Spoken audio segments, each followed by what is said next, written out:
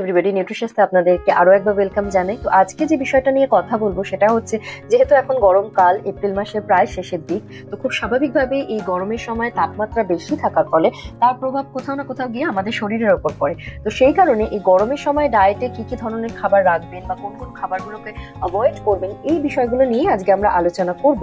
But ভিডিওটা শুরু করার আগে যেটা সবসময় বলি, যদি আপনাদের এই ভিডিওসগুলো ভালো লাগে তাহলে অবশ্যই লাইক করবেন, কমেন্ট সেকশনে আপনাদের মতামত জানাবেন এবং চ্যানেলটা যদি ভালো লাগে তাহলে কিন্তু অবশ্যই সাবস্ক্রাইব করবেন। তো চলুন ভিডিওটা শুরু করা যাক। তবে ভিডিও শুরু করার আগে যেটা বলবো যে এই বিষয়টার উপর আমি একটা আর্টিকেলও লিখেছি, যদি আপনারা সেই আর্টিকেলটা পড়তে চান তাহলে তার লিঙ্ক আমি ডেসক্রিপশন বক্সে দিয়ে দেবো, সেখান থেকে আপনারা পড়তে পারেন। তো চলুন ভিডিওটা শুরু করা যাক। তো গরমকাল মানেই প্রথমে যে বিষয়টার কথা মাথায় আসে সেটা হচ্ছে নিজেকে হাইড্রেটেড রাখা, কারণ গরমকালে তাপমাত্রা অনেক বেড়ে যায়, ফলত আমাদের ক্রমাগত সোয়েটিং হতে থাকে। এবার এই যে ক্রমাগত ঘাম বা সোয়েটিং হচ্ছে, তার ফলে কিন্তু আমাদের শরীর থেকে জল বেরোতে থাকছে, যার ফলে আমাদের শরীরের ওয়াটার ব্যালেন্সের ঘাটতি হওয়া বা ওয়াটার ব্যালেন্সটা ঠিক মতো না থাকার একটা বড় সম্ভাবনা থাকে যদি ঠিক মতন পানীয় আপনি পান না করেন। এবার যদি শরীর ডিহাইড্রেটেড হতে থাকে এবং সেটা যদি বেশি মাত্রায় হয়, সেটা কিন্তু আপনার শরীরে অন্যান্য উপসর্গ সৃষ্টি করতে পারে। সেটা হেডেক হতে পারে, আপনার ড্রাই মাউথের কারণ হতে পারে, কনস্টিপেশন হতে পারে, ইউরিনের ইয়েলোইশ হওয়া হতে পারে।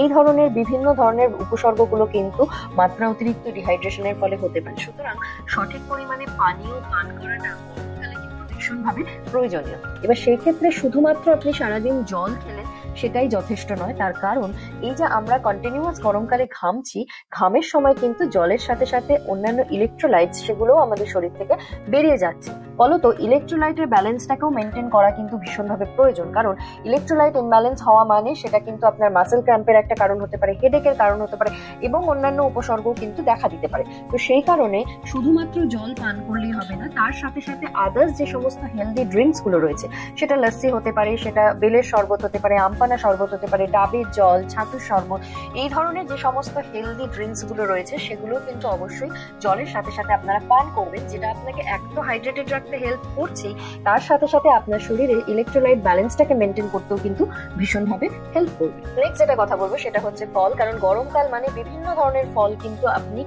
সিজনাল ফ্রুটস লোকাল মার্কেটে পেয়ে যাবেন এবং অবশ্যই সেগুলোকে আপনার ডায়েটে রাখবেন। সেটা আম, কাঁঠাল, জাম, আঙুর, ক্যান্টালোপ, তালশাঁস, বেল, এই ধরনের বিভিন্ন ফল এই সময় পাওয়া যায় লোকাল মার্কেটে।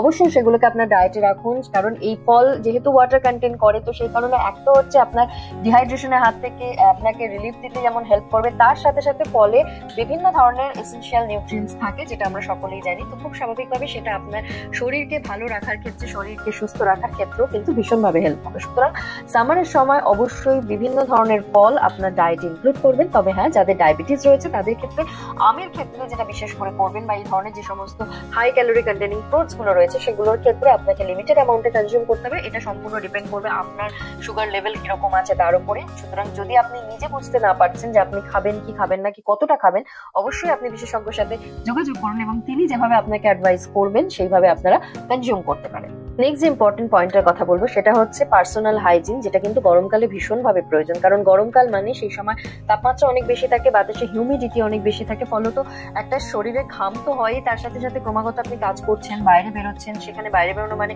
বাইরের ধুলো বালি সেগুলো সংস্পর্শে আসে। তো খুব স্বাভাবিকভাবে সেই সময় যদি আপনি হাইজিন মেনটেন না করেন তাহলে কিন্তু সেটা আপনার শরীরের জন্য একটা ক্ষতিকর প্রভাব ফেলে। এবং একই জিনিস যেটা বলা সেটা হচ্ছে খাবারের ক্ষেত্রে খেয়াল করে দেখবেন, গরমকাল মানেই কিন্তু এই সময় যে সমস্ত খাবার বাহিত যে রোগগুলো রয়েছে বা জলবাহিত যে রোগগুলো রয়েছে সেগুলো হওয়ার সংখ্যা অনেক বেড়ে যায়, সেগুলোতে আক্রান্ত হওয়ার সংখ্যা অনেক বেড়ে যায়, কারণ আমরা খুব সহজেই কন্টামিনেটেড হই। এটার কারণটা হচ্ছে যেহেতু টেম্পারেচার বেশি থাকে, হিউমিডিটি থাকে বাতাসে প্রচুর, সেই কারণে এই ওয়েদারটা ভীষণ আইডিয়াল হয় ব্যাকটেরিয়াল গ্রোথের জন্য। তো হাইজিন যদি আপনি মেনটেন না করেন তো খুব স্বাভাবিকভাবে সেটা সহজেই আপনি কিন্তু এই ইনফেকশনের দ্বারা আক্রান্ত হবেন। তো সেই কারণে এটা সবসময় মাথায় রাখবেন, যে সমস্ত বাসনপত্র আপনারা খাবারের জন্য বা রান্না করার জন্য ইউজ করছেন সেগুলো যাতে প্রপারলি ধোয়া থাকে, পরিষ্কার থাকে।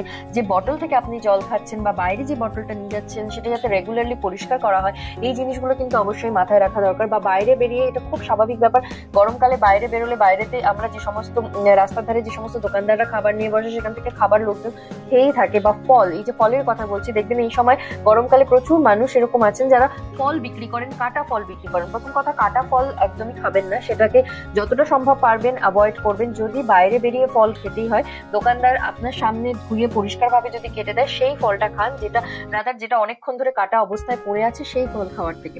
এবং এই সময় আরেকটা জিনিসও বলেন, সেটা হচ্ছে যে এই সময় প্রচুর বিক্রেতারা বিভিন্ন ধরনের শরবত বলুন, লাস্সি বলুন, এই সমস্ত জিনিস কিন্তু বিক্রি করেন। এবং খুব স্বাভাবিকভাবে যে সমস্ত মানুষদের দীর্ঘক্ষণ রাস্তায় থাকতে হচ্ছে বা কাজের জন্য বেরোতে হচ্ছে অনেকক্ষণ, টেস্টটা পাওয়াটা স্বাভাবিক। এবং বহু মানুষই যেটা করেন বা বেশিরভাগ মানুষই লাস্সি খান, শরবত খান, এগুলো খেয়ে থাকেন, সেটা খুবই স্বাভাবিক ব্যাপার। কিন্তু যেটা এখানে বলার সেটা হচ্ছে যখন খাচ্ছেন যেটা খেয়াল অবশ্যই রাখবেন যে যেখান থেকে খাচ্ছেন সেই দোকানের হাইজিনটা প্রপারলি মেনটেন হচ্ছে কিনা, সেইটা কিন্তু ভীষণভাবে প্রয়োজনীয়।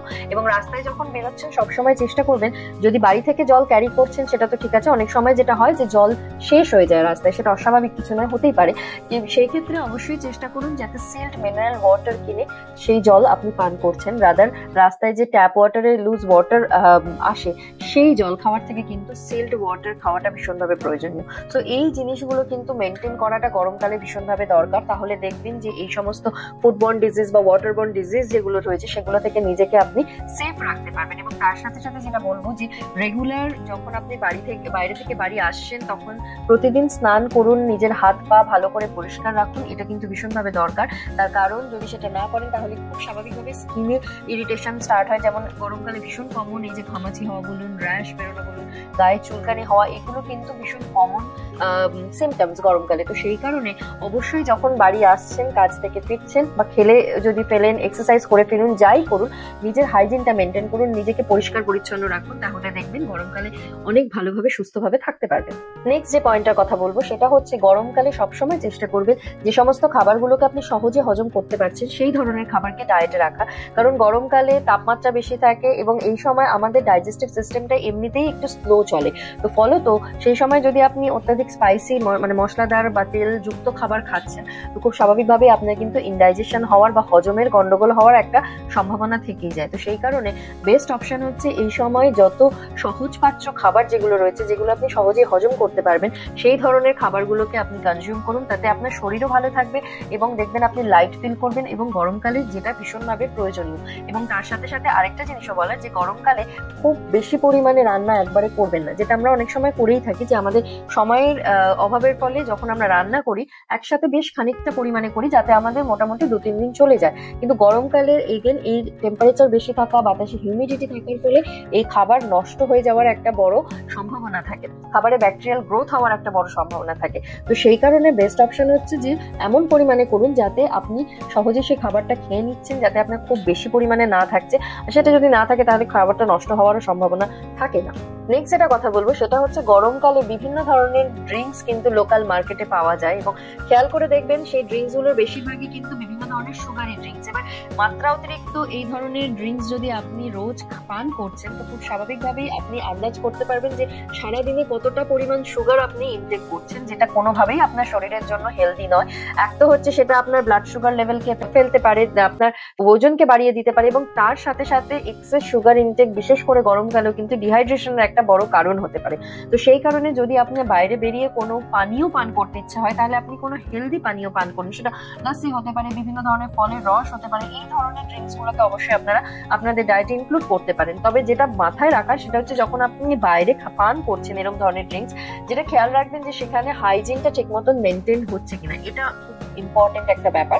আদারওয়াইজ আপনি অবশ্যই এই ধরনের ড্রিঙ্কস গুলোকে আপনার ডায়েটে ইনক্লুড করতে পারেন, রাদার কোনো সুগারি ড্রিঙ্কস। এবং এর সাথে সাথে আরেকটা জিনিসও বলার, যেটা হচ্ছে অনেক মানুষ থাকেন যারা কিন্তু সারাদিনে প্রায় 5-6 কাপ মতন চা বা কফি পান করতে ভীষণভাবে ভালোবাসেন। এবার গরমকালে মাত্রা অতিরিক্ত চা বা কফি পান করাটা কিন্তু হেলদি অপশন নয়, তার কারণ চা বা কফিতে ক্যাফেইন থাকে, যার ডায়ুরেটিক প্রপার্টি থাকার জন্য সেই প্রপার্টিজ গুলোর কারণে যদি আপনি এক্সেস অ্যামাউন্টে চা বা কফি পান করছেন তাহলে কিন্তু আপনার ডিহাইড্রেশন হওয়ার একটা সম্ভাবনা থাকে।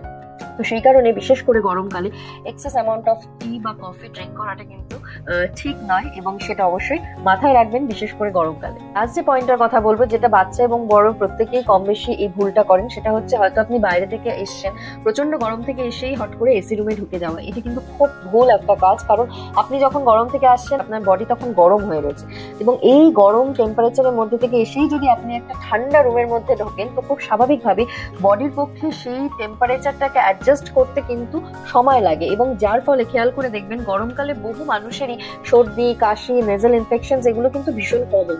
তার একটাই কারণ বডির পক্ষে এই টেম্পারেচারটার সাথে অ্যাডজাস্ট হওয়ার সময় পাচ্ছে না, তো ফলত এই সমস্যাগুলো হয়ে থাকে। তাই জন্য বেস্ট অপশন হচ্ছে যখন আপনি বাইরে থেকে আসছেন আগে এসে নর্মাল টেম্পারেচারে ফ্যান চালিয়ে বসুন, একটু ঠান্ডা হন, একটু শরীরটাকে নর্মাল টেম্পারেচারের সাথে অ্যাডজাস্ট হতে দিন, একটু কিছু জল খান, খেয়ে শরীরটাকে আগে ঠান্ডা করুন, তারপরে আপনি এসি অন করলেন বা এসি রুমে ঢুকলেন। কিন্তু সেটা যদি না করে হুট করে প্রচন্ড গরম থেকে যদি প্রচন্ড ঠান্ডা রুমে আপনি যাচ্ছেন, তাহলে কিন্তু খুব স্বাভাবিকভাবেই বডির পক্ষে অনেক বেশি ডিফিকাল্ট হয়ে যায় ওই টেম্পারেচারের সাথে নিজেকে মানিয়ে নিতে, যার ফলে এই ধরনের বিভিন্ন রকম রেসপিরেটরি যে সমস্ত সমস্যাগুলো রয়েছে সেগুলো কিন্তু খুব কমনলি বিশেষ করে এই গরমকালে দেখা যায়। তো এগুলো ছিল কিছু ডায়েট রিলেটেড এবং কিছু সামারের জেনারেল টিপস, যেগুলো হেল্প করবে যে সামারে যদি নিজেকে হেলদি রাখতে চান তাহলে কোন কোন জিনিসগুলোকে মাথায় রাখবেন সেই বিষয়টার ব্যাপারে। তো আই হোপ আপনারা এনজয় করেছেন, এবং যদি আপনাদের ভালো লাগে তাহলে অবশ্যই লাইক করবেন, কমেন্ট সেকশনে আপনাদের মতামত জানাবেন, এবং চ্যানেলটা যদি ভালো লাগে তাহলে কিন্তু অবশ্যই সাবস্ক্রাইব করবেন। So thank you very much আপনাদের প্রত্যেকের অ্যাটেনশন দেওয়ার জন্য।